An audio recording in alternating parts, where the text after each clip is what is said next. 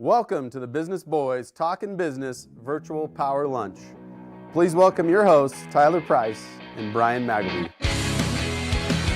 Hey, that's the logo there. That is a beautiful backdrop. That's just our, you walk out your front door and that's what it is in Idaho. Right yeah, there. man, I got some crazy color going on here. I didn't want to say anything. I didn't want to. Mine's not much better. You look much better. Yeah. So. Hey, I'm Tyler Price with the Small Business Development Center. And I'm Brian Magleby with the Idaho Innovation Center. And welcome to Talkin-Business on the 14th of September. Man. Yeah. Look at that beautiful backdrop. I think I was up in some of that areas this weekend. You were up in Mackey.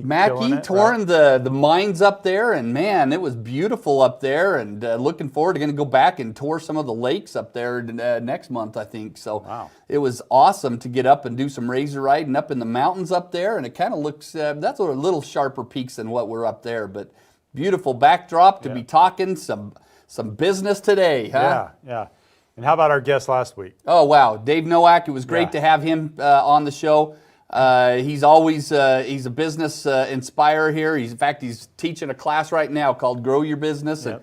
And the guy is really awesome to have. What a great asset to the business community here. He helps a lot of businesses here. So in a great class, I know they launched it. Can someone still get in at last minute? They can if they want to. We'll still let them in. There's 9 classes left.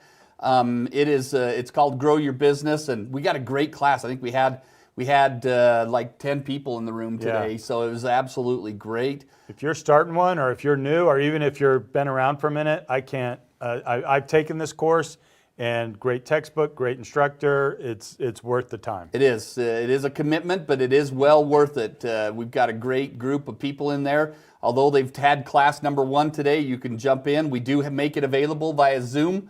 So it is available that if you need to take it via Zoom, we had someone out in Salmon that wanted to take the class, so we've coordinated to get it done by Zoom, and also had a person that was in a pretty bad car accident yesterday, and she opted to take it from home recovering. So we had a couple people doing it online. But Grow Your Business. Love to have it. If it interests you, come give us a call at the Innovation Center. Love to help you out with that. Yep. And we have another class we're going to be talking about is the digital online marketing. Starting in October, we're going to be really talking about it the next couple of weeks. Boy, and Ryan Jost just knows what he's doing. He's full pine. He's one of our sponsors, which maybe we should talk about our sponsors. We should. BBSI, absolutely great company. Had 2 meetings down there last week.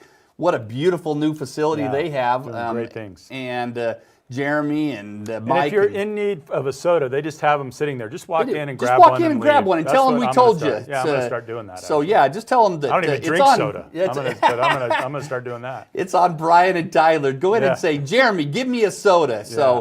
Don't even ask. Just go in. They got fridges everywhere. Yeah, just walk in. There's a conference room right inside the door. Just go in there. It's full. It's full. Yeah. We're going to hear from Jeremy That's going to be funny when that really does happen. Yeah, it does. But Andex, these guys, boy, if you're in the need of a studio, or just space to do an event, they have done a great job down here at the West Bank. The West Bank. New carpet and just new look. And rocking and rolling. They're doing great things. Vulpine Marketing, as we say, keeps us up to date on our website and everything we need to have done there for Talkin' Business. Of course, the Idaho Innovation Center, and the biggest best kept secret in Idaho. If you're a business owner, you should be using the SBDC. Yeah, can't stress that enough. That is. So little plug for all of we appreciate them. Couldn't do the show without them. So excited for today's show. Chip LANGERAK. We've got Chip in the house. Been with Arthur Berry. I've worked with him over many transactions over the years, and man, this guy knows what he's talking about when you come to business valuations and buying and selling businesses. This guy knows what he's talking about. A couple weeks ago, we had a residential appraisal that was on here, and now we're going to be talking some commercial appraising for business valuations and stuff like that. So we're excited to have Chip on the show. He's also a business owner himself. Yeah, he has a Villa, great business. The Villa Coffeehouse down here in downtown Idaho Falls. Yep. And man, I can't tell you. I hope that there's a lot of people that have tuned in, maybe just to hear about the Google reviews. But we've got a great training that we're going to be hitting on the end about Google reviews. Yep. Stay tuned. There's a lot of great information, and we're gonna have some great things that we're gonna be able to show you how simple Google reviews are. Yep. So great little topic at the end. So. Well, let's run Chip's. You got a video, Yeah, we got right? a video. We got a quick little 30-second video to introduce Arthur Berry and Company, who the company he represents, either out of Boise. And so let's crank into that quick video. Since 1983, Arthur Berry and Company has been helping owners of small businesses sell their companies, as well as participating in large mergers and acquisitions of multi-million-dollar entities. Our experts can even help with commercial real estate sales, leasing, business valuations, and more. We look forward to serving you. Arthur Berry and Company. Call us now. Well, cool. Welcome, Yeah. Chip Langerberry. Is that what you said his name last name was? Langerberry. Let's I just call him. combined Arthur Berry and Langer. LANGERAK and just Langerberry. And now you'll never get it out No, of your head. that's Either why- one of you. That's why I was glad. Oh, I'm glad that he said it, not me, because I would have called him Langerberry. Chip, it's good to have you on. What a staple of the community you are here in thanks. Eastern Idaho, and we've been trying to get you on the show for a while, and glad we finally were able to work out a time that worked for both of us. So, Yeah, me too. Tell us about Arthur Berry and Company, and kind of your history in the business of where you've been and where you're currently at. Yeah, so our ad kind of told a little bit of the story that Arthur Berry started 1983 in Boise, grew into Eastern Idaho around 98, 99. I'm the second East Idaho agent here. Started with a guy named Bill Spofford, who got everything set up, and I got to know Bill from our transaction buying the villa. Yeah. He is a great guy. I heard from him last week, actually. So I got to know him over the years, bought our business, and I thought I was going to buy my way out of the corporate world by buying companies. So I kept meeting with Bill, and a lot transpired, but I ended up not buying my way out of the corporate world, but inheriting what he had built, essentially. He handed that off to me about 5 years ago now, and I sort of slowly eased my way in, and I've been Building the doing business that, here. trying to build the business here, yeah. And so you're helping businesses with exit strategy. Yeah. Okay. Yeah. And talk about that, because an exit strategy really isn't you waking up one day being sick of your business and calling Chip to get it sold, right? What would you say? And Brian's great at exit strategies, by the way. He gets paid well when he does them. Yeah. But I've done a few. Yeah. So what do you say to somebody that's even starting in business and it's years down the road, or somebody that's maybe a couple years from doing it? What's your advice to the exit strategy? Well, I'll separate the two. To somebody who's just starting their business now, I say run your business in a way that you're going to be able to exit when it's time. And what I mean by that is running detailed financials, focus on growth, focus on, as it grows, getting yourself into more of a managerial position like a CEO rather than the person who's always putting out fires, right? Which is a hard transition to make for people. Yeah. That would be my advice to somebody who's just starting out. To somebody who's thinking, have you heard of the E-Myth book? oh yeah, yeah. So we've perfect. kind of pounded that the Yeah, last you have. couple of weeks. There read that one. shouldn't be an entrepreneur out there, because everything he just said is right out of that book. Yeah, it is. It is. Yeah. And to somebody who's starting to maybe have an inkling about wanting to exit, I'd say start a formal plan now, 3 to 5 years out. I do actually talk to a lot of people who do exactly what you just said. It's been on their mind, but they roll out of bed in the morning and their body's just not there and their mind's just not in it anymore for whatever reason. They're burnout or physically maybe they just can't do it. And that's when they make the call. And sometimes those calls are difficult conversations because they haven't done some of those things they could have done to position themselves for a big payday. In a desperate mode. Yeah, and the worst case scenario is that they're anticipating a large payday. They have this number in their head, and then they make the call, and those are really hard conversations to have with people. Chip, you mentioned there that one of the key things for businesses to do is to keep accurate financials. Emphasize what it is about that and why it's important. I mean, when we have him fill out a little questionnaire, and in there he put, I mean, this is how bold it was, is he put it in all caps. So we hear you loud and clear, Chip. Keep Preaching to the detailed, choir. accurate financials. Yeah. And that is a key theme for businesses. It is. I could do an hour on this off the top of my head, so I'll try to keep it less than that. The financials tell the story of the company, right? The thing that really clicked for me in college was when we sat down in a finance class and did a full ratio analysis, and we were able to tell what functionally was going on behind the scenes in the company. That's what really clicked for me in business. And it's much the same way for me as I'm presenting something for someone to buy. The financials are the curb appeal of the business. And so it would be analogous to, I want to go buy a house, but I don't get to see it first. Yeah. Or I get to see a really pixelated black and white photo from a far distance, right? So we're trying to tell the story of the company there. The other reason is that the primary way we value a business is based off the earnings of the company. And we want to be able to go back through and see where those earnings are coming from and that those earnings exist. So if your grandkid's cell phone bill is in the expense line of your company, I'll say two things. A, get it out of there. Yeah. Or B, just know that you're taking that now and you're not getting it later. Right? I'm not a CPA, but another thing I could do an hour on would be why you should not bury every last expense in there, because you're probably going to get 3x or 4x on the back end when it's time to sell. If we start a few years ahead of time before that exit needs to happen, you can plan and you can plan that. look at those type of things. Yes. Take them out. And make those adjustments. And sometimes what the discussion leads to is, okay, I don't want to do that, so I'll simply go another 3 or 4 years and then I'll liquidate. And there's absolutely nothing wrong with that if that's your plan. You plenty of people kind of milk every last piece of equipment right to the end as far as they can, and then shut their doors and sell. Just liquidate the equipment. And I have no problem with that if that's your plan. If that's where you're heading to. And it's kind of a double-edged sword that a business wants to show as many expenses so that they can not pay the taxes on them, but yet when it comes to selling a business, you need to have the profitability there to get that 3, 4, 5 times earnings. Yeah, and this is where a good CPA comes in, I think, too, to help you with some of that forward-looking kind of stuff.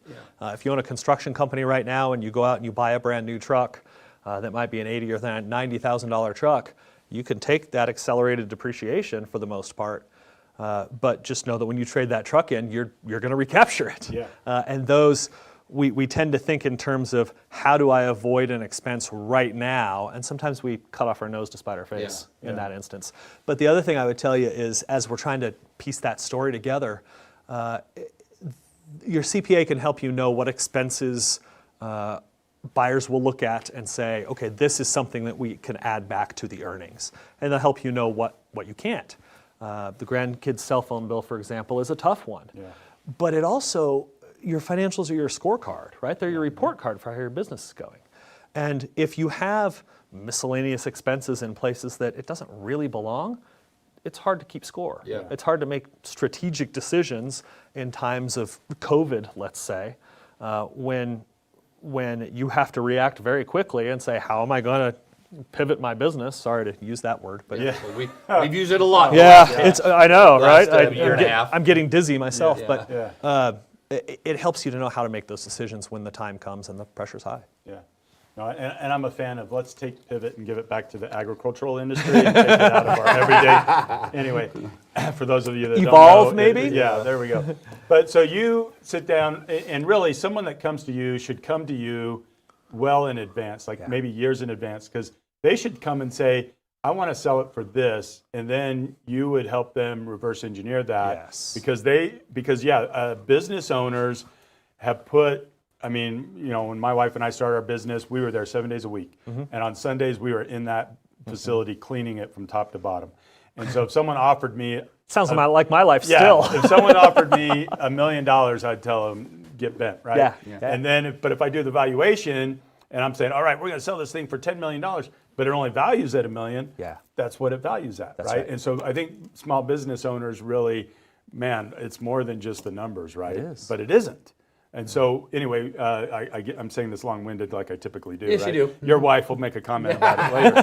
But Thanks, sweetheart. what should they be doing to say, okay, I want this number, so how do we get there? Because, yeah, we got to take the grandkids' cell phones out, like all those things. And then what number do they have to get to? Because there's multiples. And I guess, how are we going to value their business is the short question to it. Ideally, and very simply and basically, the business is going to be worth some multiple of its cash flow. Now, where we get into craziness is what makes up cash flow and what doesn't. And even my own industry does a really bad job of helping people understand that. One example might be frequently business owners don't take a regular salary out of the business. They just take profits at the end of the year. Or maybe they're paying themselves a salary, but it's below what the market salary would be to replace them. We have to consider all of those things when we do evaluation on a company. So what I would say is that if you have a number in your mind that you need to get out of the company, that goes back to us starting early and understanding what that multiple is for your specific business. We, in the restaurant world and in our little coffee shop, it's not a great multiple. Yeah. And it's probably never going to be. And 2 or less than 2? It could be less than 2. Okay. Could be probably about 90% of transactions happen between 1 and 2.25x probably in the restaurant world. And that's a wide range in itself. And it's really specific to that exact business.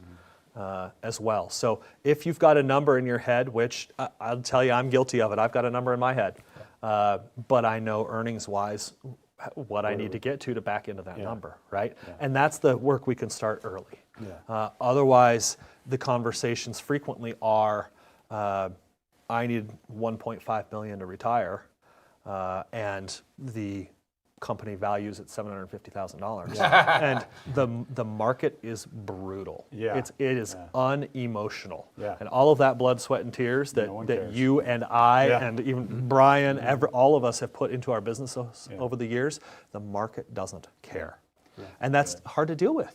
There's a large instance of seller's remorse in owners who are retiring and don't have a plan.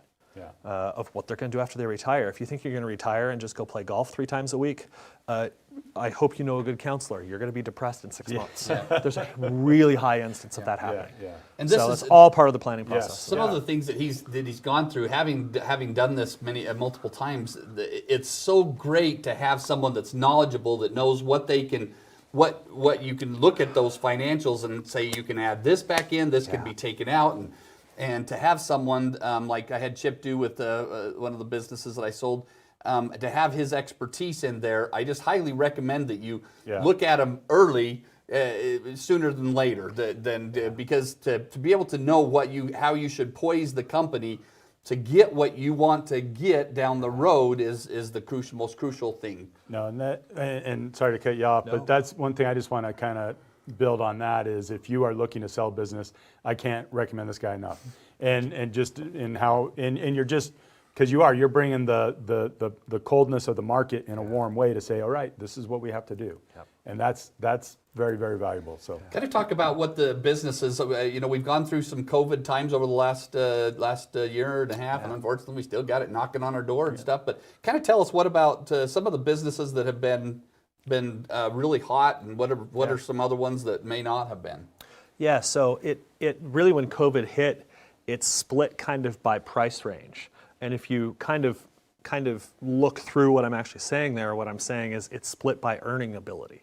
So the companies that were earning $750,000 to $1.5 million a year in EBITDA, let's say, the phone rang off the hook. I had one listing that fit into that range, and I think I spent about 25 hours a week on phone calls and Zoom conferences and just that one company. Because the types of buyers that were buying those companies, these smaller investment groups or small private equity groups, were emboldened during the pandemic. They really wanted to get money deployed, especially in companies that were kind of COVID-proof. We saw, believe it or not, we saw a ton of restaurant turnover in the Boise area. We saw a little less here, although I'm starting to see it now. The phone's ringing. Oh, yeah. From those folks. So I think we're starting to see it now. I don't have a good explanation of what led to it there. I think maybe it was a little bit of a wake up to people that maybe this is the time that I need to get out. Yeah. And others said maybe this is the time I need to go get my idea in motion. Right. I don't have any better explanation than that, but it definitely split the market, and those larger small businesses, if that kind of makes sense, got very, very active. And those were revenues of $750,000, did you say? those are like cash flow, like EBITDA of anything about 750 up. And we only deal with things that go up to about that $3 million range in EBITDA. So those might be companies, it's a service company, they might only do 2 or 3 million in revenue. If it's a manufacturer, they might do 15 million in revenue. So it ranges widely. There's a lot going on in manufacturing, there's a lot going on in the service industry, and those companies that kind of exist behind the scenes that you don't think about, and they're just steady producers and performers are the ones that are extremely hot. And as we all know, one of the biggest industries to be hit in the last 18 months is the restaurant business, and that's it's just it's hard. How many restaurants do you go into that have signs on the doors that they're either short staffed or they're closed for a day or two of the week because they can't get staffing for them? And I was texting Marco Azzarelli saying, "Hey, you guys open for lunch yet?" So that we could go there afterwards. And he's like, "No, I don't have anyone to work the front." Yeah. So anyway, if anyone's looking for a job, Mama Flaw's hiring. Mama Flaw's, please get them open. Probably Villa too, I would imagine. We are for sure. Just the fact that you had to ask that question to see tells you the story of what's still going on. No, they just locally, there's restaurants that are closed down certain days of the week right now. But I'll say this: the community was incredibly generous to everyone I know in the restaurant world during the shutdown and pandemic, and the community was wonderful. And going out of their way to get food however they could from us. So now you're downtown Idaho Falls, which when you talk about downtown in a big city, it's a big, huge, sprawling geographic area. Yeah. Ours is how many blocks? That's the size of the Grand Teton Mall. There we go. Yeah, It literally is. You can lay them all over downtown and it fits. And what is that like? What's the vibe like? Because we were talking a little bit beforehand, and I was down there, and it was hopping, and cool shops have popped up. So why don't you talk a little bit about... And more coming. Yeah, more coming. Why don't you talk a little bit about what you're up to there and the feel of the downtown area and why people should come down there? Well, I think hopping is the right word. There's a lot of interesting things going on there. Our downtown has all of the unique small business owners. Our small businesses in Idaho Falls are kind of camped downtown. It's the best local food. It's the best of local everything now. So and companies you didn't even know existed until they popped up, like Poppy and Pout, that built out a huge online retail model, and then built their manufacturing and a small retail place, all right there downtown. It's beautiful. It's beautiful. So there has been actually, and I don't think the pandemic slowed us down too much. There was sort of a rising tide down there for quite a while. And you have places like Pie Hole just went in. Fantastic pizza, by the way. Spruce Gifts that's coming and going in soon. I apologize in advance. I'm going to miss some of you that I love. I'm sorry about that. They'll let you know. Successful businesses like Pachanga's that started in a space half the size of this room, I think, and has now moved over to their spot on A Street. A Street Soup Market reopened. There's a lot going on down there, and the tide kind of New rising. bookstore coming, Mo That's and right. Winnie's. I think I've been working with them, and they're great. I'm excited for them to come to the downtown area. So what's really pushed it, and I think helped us out a lot downtown, has been the outside travelers, the tourists. As soon as everything reopened last year, and the tourists started coming in, it was like somebody flicked a switch. So we're not only getting the local traffic. Coffee is a winter business. It's a cold weather business. Our summers are almost unmanageable, though, because of the travelers coming through. That's great. And those travelers are looking for local experiences. And our downtown is just perfectly suited to providing it. You see guys like Jace Howell doing some cool stuff, bringing in living units down there as well. But the buildings, I mean, these are like late 1800 buildings. Some of them are, yeah. That are just fantastic. They used to all kind of be hooked together, didn't they, through underground maze? Yeah, you hear about that. Yeah, you hear about that. I've never actually walked around underneath there. I don't even know that it really exists. I think that it definitely existed. Yeah. It's for the most part sealed up. Yeah. I don't have anything interesting like that in the basement of our building. Yeah. But still, the building's cool. I know there are It's some. unique. Yeah, it's fun. Yeah, Yeah, it's a fun, unique building. And the thing we were talking about earlier that I wanted to mention about downtown, so much of what's going on down there is happening in owner-occupied spaces. Yeah. So these are people who are buying their buildings, and like the guys that started Pie Hole bought the building, completely went through it inside and out. Tried to pay homage to the history of the Royal Shoe Shop being there. You know, there's still a countertop there that says Royal Shoe, has the sign in it. Wow.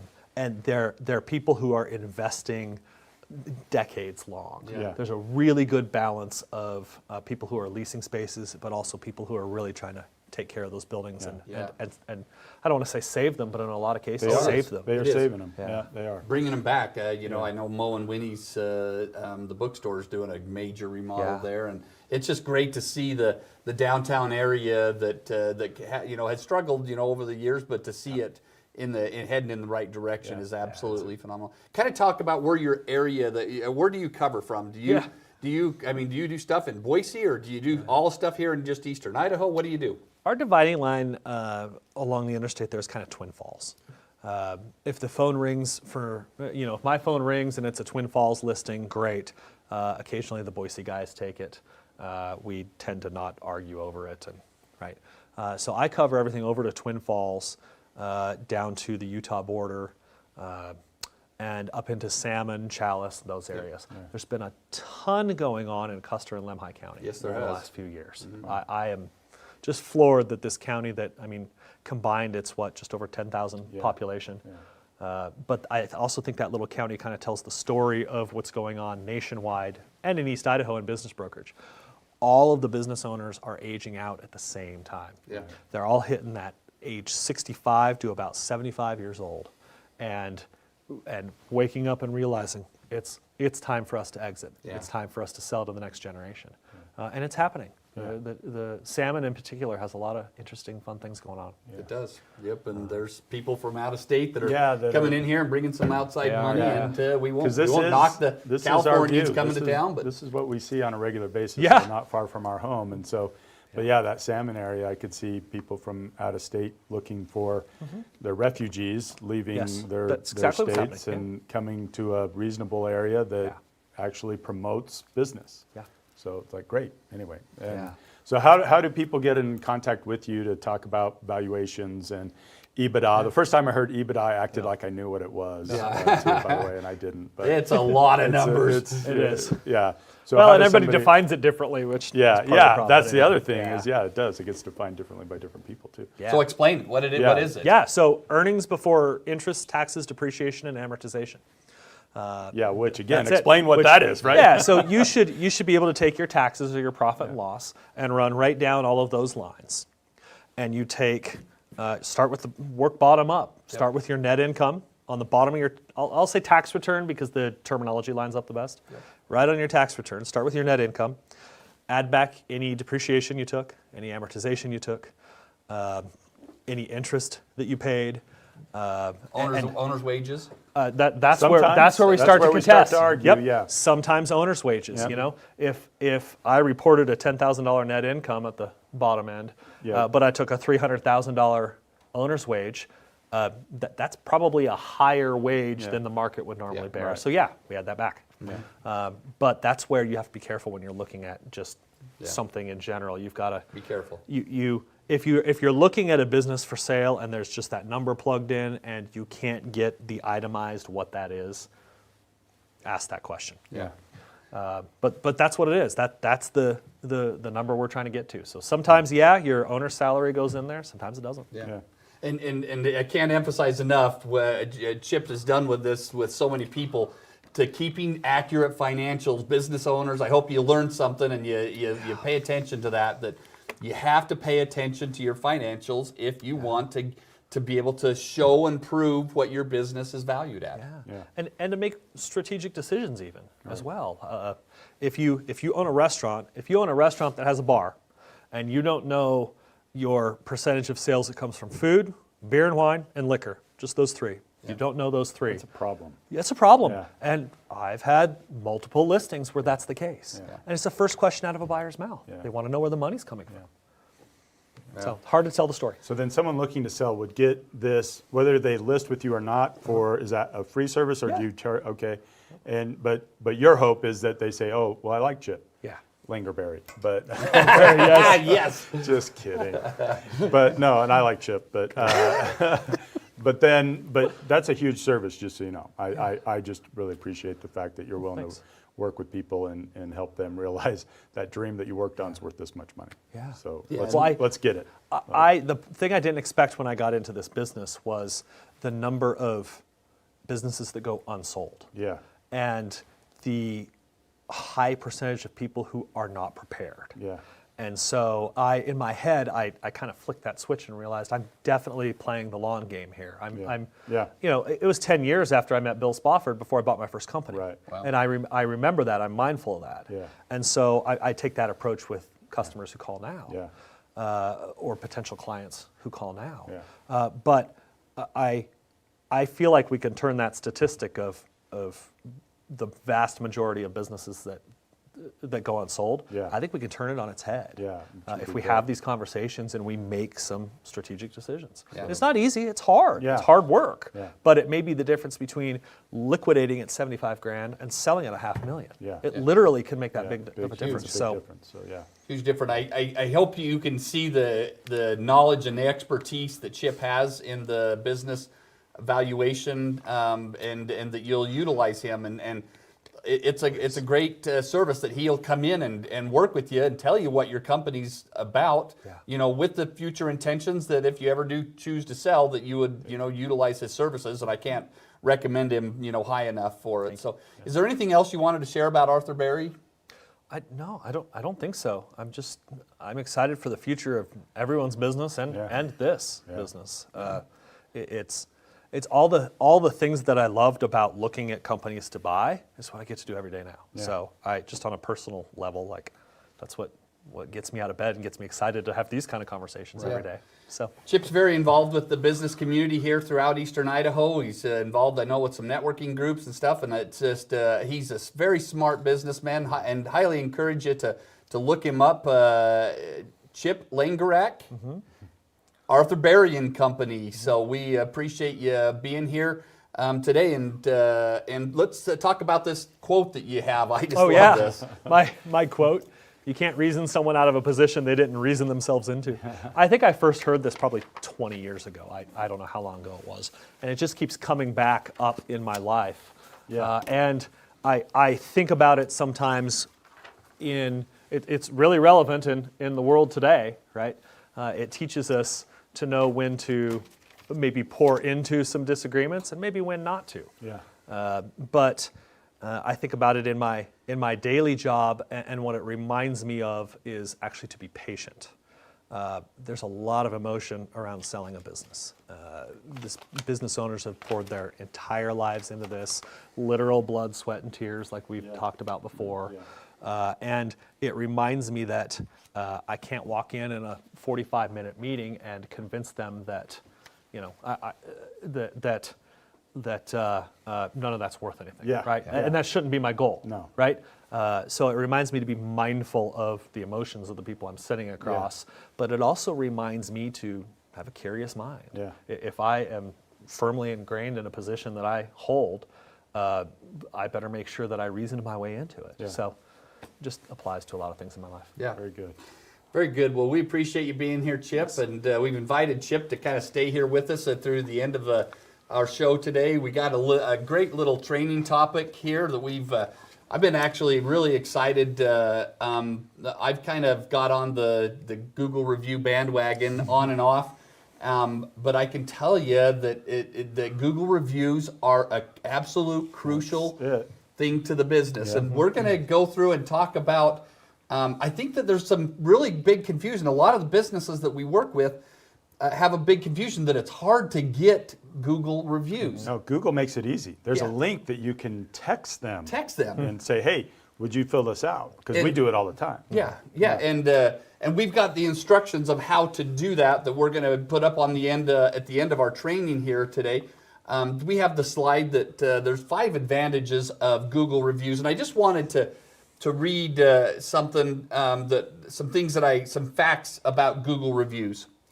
Nearly 88% of consumers have read reviews to determine the quality of a local business. A large part of this research is generally done through Google reviews. So, another fact, same survey reports a staggering 72% of consumers say positive reviews make them trust a local business more than they may have otherwise.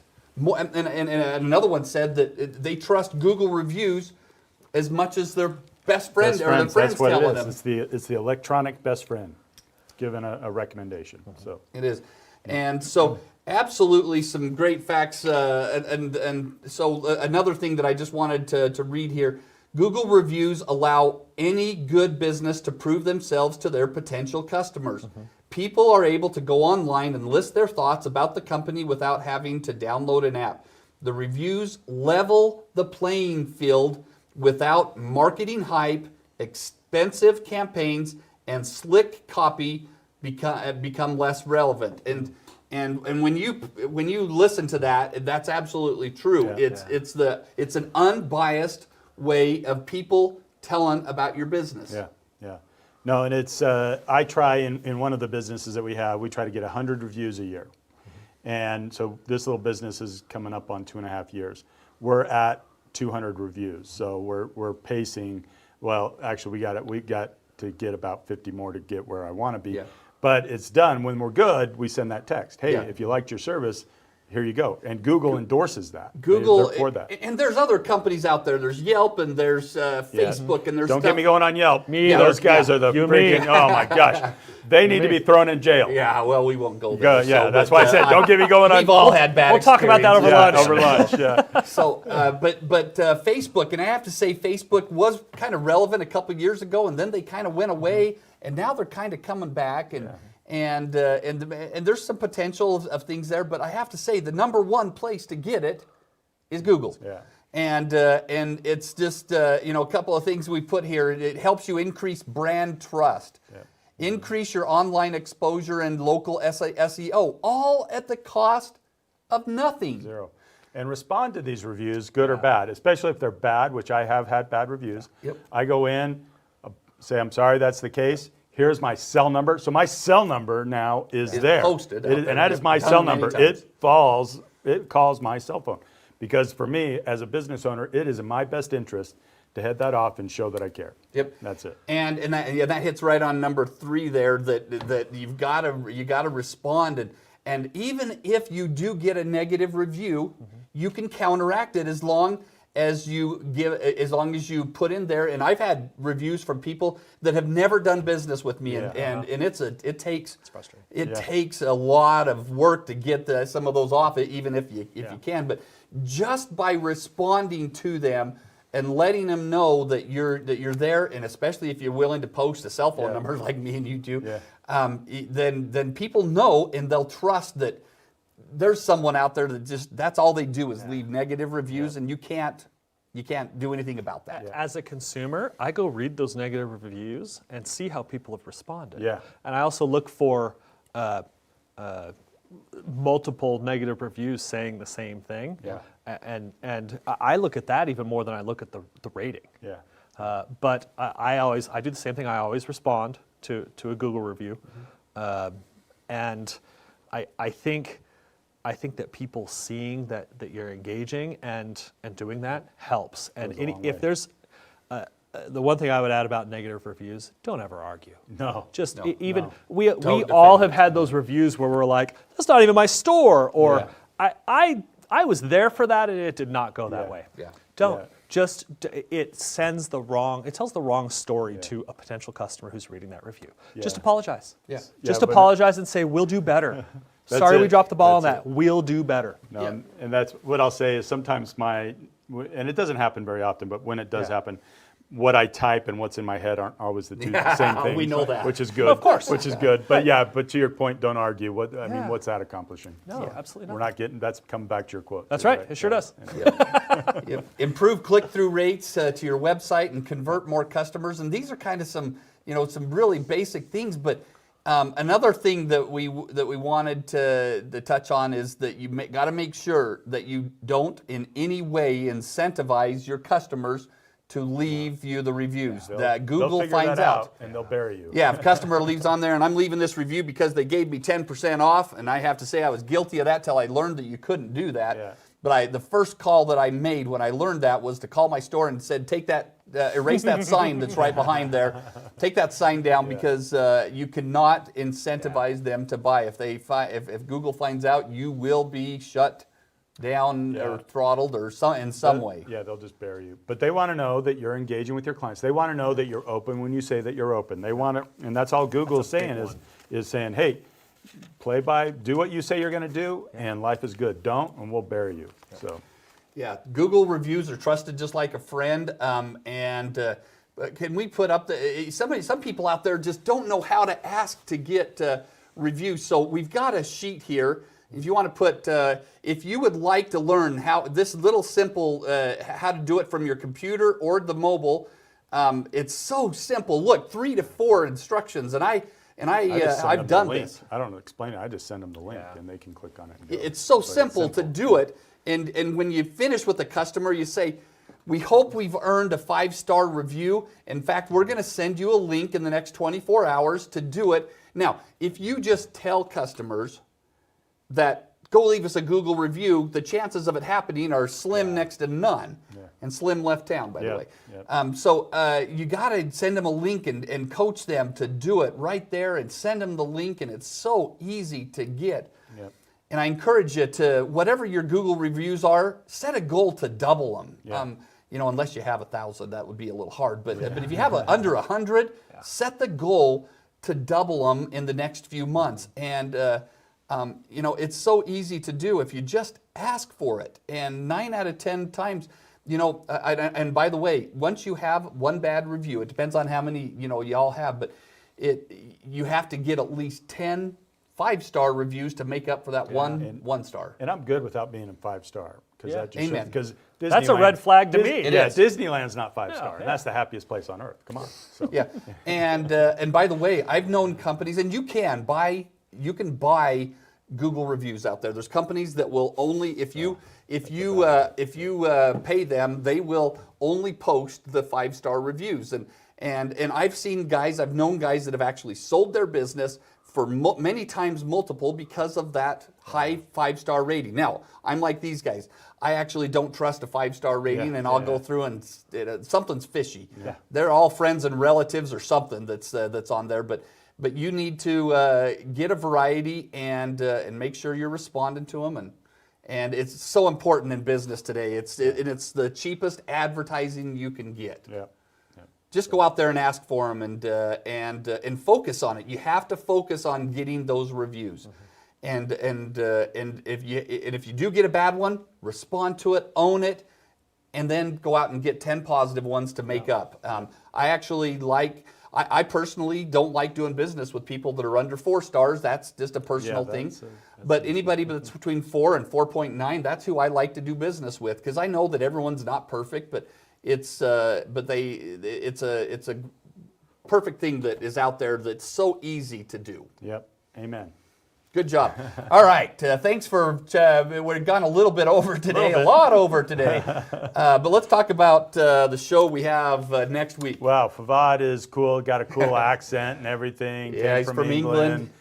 Doing cool stuff in our area. He owns multiple businesses. 3 businesses here in our area. He's got a great story about him. Yep. And he's with Yoga London to Flip and Twist and Massage Envy. Yep. So doing great things, employing great people. So he is, and he is rock solid. He's got a great staff, and he's going to talk to us about it. We all know Favad and here, And he's just a great deal. I don't know, is this the bald hair month? Yeah, that's what it is. All bald guys this Yeah, month. I think we had Dustin on. I know, it's the best looking Dave Nowak guys had some we hair. got. Yeah, but it's a growing trend. So thank you for tuning in. We've got a video that we're going to show here at the end.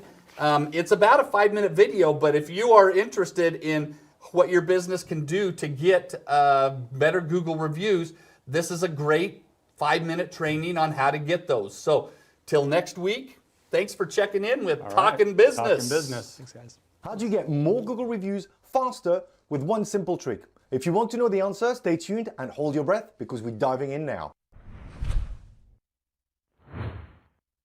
Hi there, my name is Luke Durand, the founder of rankingacademy.co.uk. If this is your first time here today and you want to grow your local business's online presence, why don't you start by subscribing now and clicking on the bell button so you don't miss a thing. Google reviews are super important because A, a great number of potential customers who come across your Google listing will decide to do business with you purely based on your reviews, and B, reviews are a key local search ranking signal which will help your business show up higher in Google Search and Google Maps.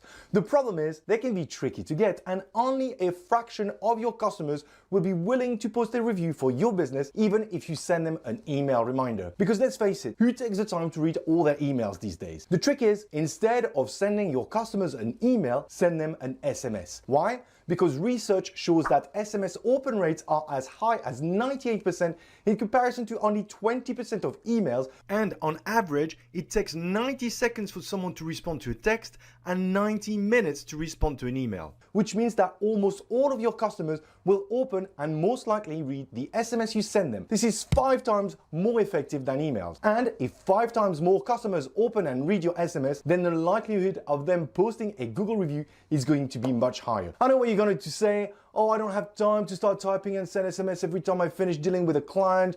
Once they've read the SMS, they'll need to search for my Google listing online, blah, blah, blah. But the great news is, you don't have to. You can do this in seconds, literally. All you need is a smartphone, which I feel confident most of you have. If you haven't installed it already, download the Google My Business app from either Google Play Store or iTunes, depending on which device you're on. Once you've installed the app, open it and log into your Google My Business profile, which will bring an overview of your listing performance. On the bottom menu, tap the Customers option. By default, you should see the latest customer reviews that have been posted on your listing. From the top right-hand side window, tap on the connected dots icon. At this stage, you might be prompted to create a short name. For those of you who don't know what a Google My Business short name is, it's simply a custom URL you can easily share with your customers, which, when they click on it or type it directly in a browser, will take them to your Google My Business listing. And it looks like this. So instead of using a complex URL like this one, you can use a far more practical option like this one. You can easily promote it on your business cards, your email signature, your company brochure, and any marketing material to help people find your Google listing. By default, Google will suggest a short name based on your business name. In this example, you've probably noticed that the suggested short name includes the word review at the end of it. This is because when you create a short name for the first time using the Google My Business app, Google will automatically add the review parameter to it. The reason behind this is that this short URL, which includes the word review, will automatically be inserted in the SMS you will send your customers from your phone, which I'm going to demo in a second. But ultimately, you will end up with 2 short URLs. One that will take visitors directly to your listing, and one that will lead visitors directly to the review pop-up requests. If you feel the short name suggested is not suitable, you can easily edit it for something you prefer. If you are happy with the suggestion, just click on Continue. Then Google will create and save your short name automatically. All you need to do now is tap the Share Profile button, select the SMS option, enter your customer's phone number, and tap Send. Your customer will receive a message like this. Once they open your SMS, they can just tap the link, which will take them directly to your GMB profile so they can leave a review. You will not have to repeat all of these steps every time you want to send an SMS. This scenario is only applicable for those of you who haven't created a short name in the first place. If you had already created a short name for your listing, once you've tapped the icon, a pop-up under will automatically appear with the default message requesting to post a review for your business. Tap the SMS option and add the customer's phone number, then send. If your customer is not logged into a Google account, he will be prompted to log in. If, unfortunately, he doesn't have a Google account, he will have to create one. You have to strike the iron while it's hot. So once you finish dealing with a customer, ask them if they'll be happy to leave a Google review for your business. Send them an SMS shortly after and follow the steps I've just described. You should see your number of reviews increase rapidly. Don't forget to respond to all of them, as it also plays a part in the game that we play. I believe this is the fastest, easiest, and most efficient way to currently ask for Google reviews, and I'll be curious to hear what results you are getting from this technique. So let me know in the comments below. To learn more about how to make the most of Google My Business, click on the playlist here, or for some local SEO advice, then choose this one. Until next time, happy marketing. How do you get more Google reviews